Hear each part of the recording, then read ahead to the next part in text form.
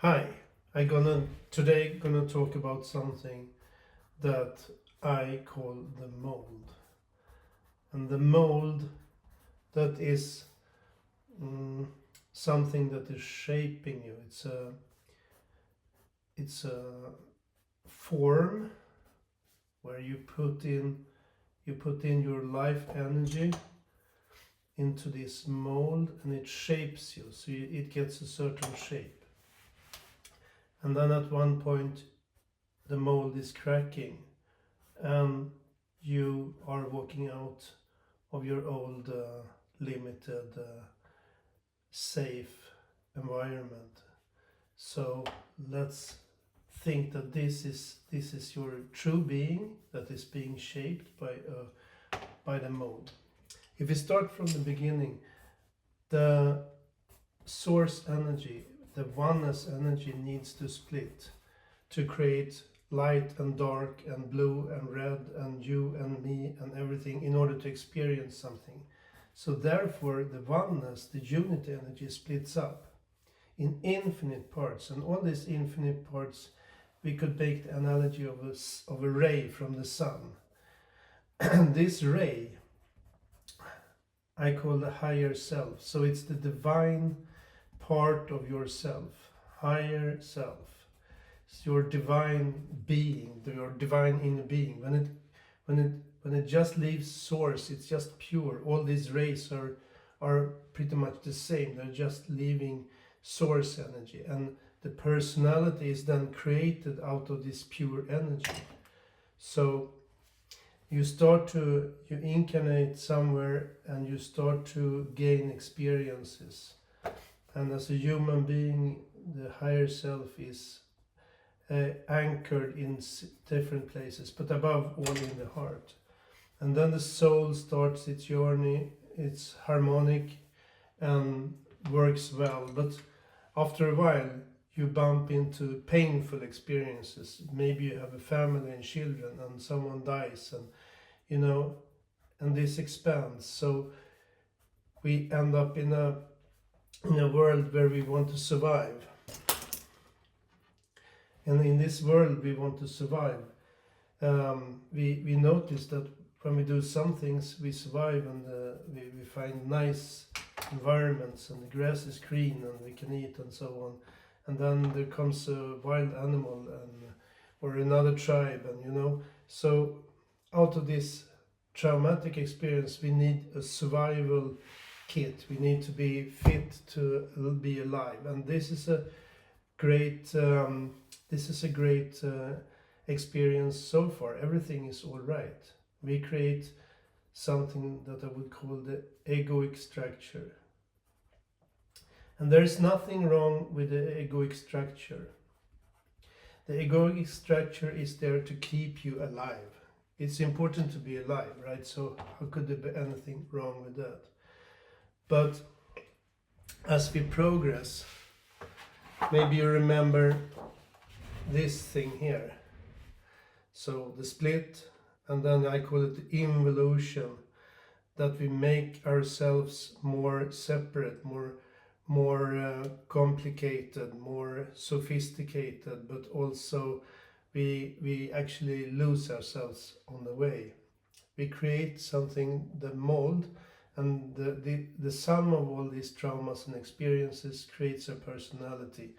That we know every X is a way to act in a certain situation. When I'm at my job, I have to work according to my boss, and when I'm with my family, I cannot step on my mother and my father, and there is every X is like a role that you play in a certain situation, but it is not really your true self, because we live in an environment that I call the mold. The mold. It protects you, so that's wonderful. But staying here in the mold, it gets quite dark and boring.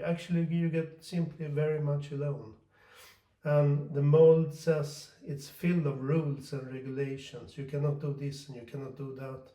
And you have to get your education, you have to make your money, you should not play the guitar, So the talents that the true selves really have, they get locked in here. the mold is made up of the consciousness. So there's the source energy goes through your consciousness. The mold is a part of your consciousness. And you can also make the analogy that this is a film projector, and this is the screen where you experience the movie. So you are your higher self. The higher self is a part of you. Your consciousness is a part of you, and the world you experience is also a part of you. So we are actually in three parts. If we have a lot of traumas and we try to avoid things, and we experience the world as a dangerous place, and we all have our fears and we all have our challenges to conquer, but when the light shines through this field, it creates a pretty gray environment. So maybe we are not happy with everything in life. The world looks like it looks today, and that is because what we have here. We need to clear out this field. We need to get rid of the excess, the traumas, the pain, in order to get a clear energy. When we have a clear energy, we will also be mirroring that in our life, which is beautiful, but that is how it is meant to be. This is a part of a learning process. So what we need is to start to work with these fears, these pains, this excess. And what we are doing, what the mold wants, what the ego wants to do, is always to stay within the what you know. You know this. This is a part of your journey. It has shaped you, and you know what to avoid, and you know what to go into. And you stay there because it's safe, but it locks you in.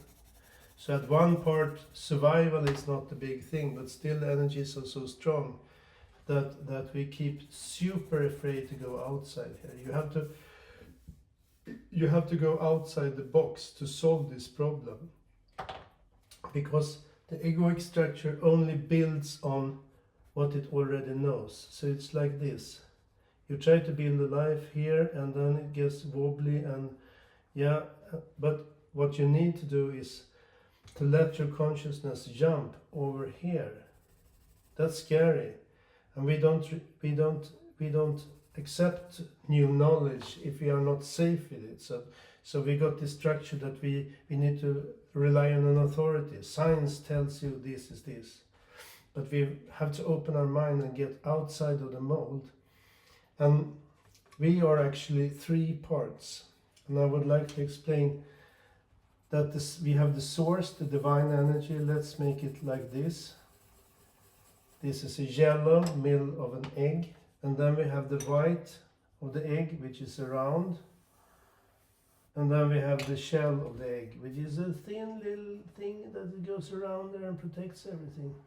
And this thin little layer could be an analogy to what you know, who you are. Your egoic structure is this thin little layer, but we need to crack it, because the soul, which is the blue color here, represented by the blue color, the blue soul needs to get out of the box. The blue soul is unlimited, but it has experiences, it has a form, it has a shape, but the blue energy is the essence of you, and then it needs to be let out. It's directly connected to the source energy. It's your essence, it's your purest energy.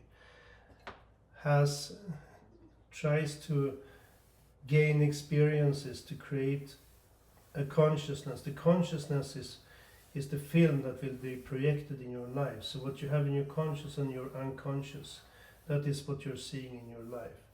So we have the higher self, and then we have something I call the true self. And the true self is an analogy for but you can also call it your soul. It's millions of incarnations of in different forms. We have not been humans in all lifetimes. We have been a lot of other things, but now we are humans. And this large field of knowledge is your soul. So when you die, you can see all your lifetimes at the same time, because time exists here because of the way we use to structure our reality in order to comprehend it, to perceive it. So time is a tool to structure the source energy, which is everything. So it's not structured, it's everything. So you have your higher self, your most pure part, and then you have your true self. And this is where you have your longings. Oh, I would like to be a musician, or something else. I love to talk to a lot of people. I want to be to negotiate and stop wars. You know, talents could be so different. And then you have your limited self. And the limited self I call it is the ego. The ego is built up of your negative experiences, but the ego is nothing negative in itself. It is some kind of shape. And then if you imagine your soul as liquid, then you fill your egoic self with this liquid, and then this liquid will get a structure like metal that you melt, and then you get a figure out of it. So the ego is shaping your soul in a way. And at one point the ego has to crack, so your true self comes out. And it is also like if you are really greedy in your egoic part of yourself, if you're really greedy because you have had lifetimes where you lost everything, and now you're not going to lose one penny because you're not going to do that mistake again, then you're greedy in this lifetime. But the mirror of that greediness, the part in the true self that mirrors that greediness, is very generous. So you're always the opposite of your downsides, you can say. You just need to work through these. And the higher self is always, through the true self, the soul is always trying to reach you through dreams, through things that happens in your life, and maybe you experience them. Maybe you get a disease, maybe you're really ill, maybe you're close to death.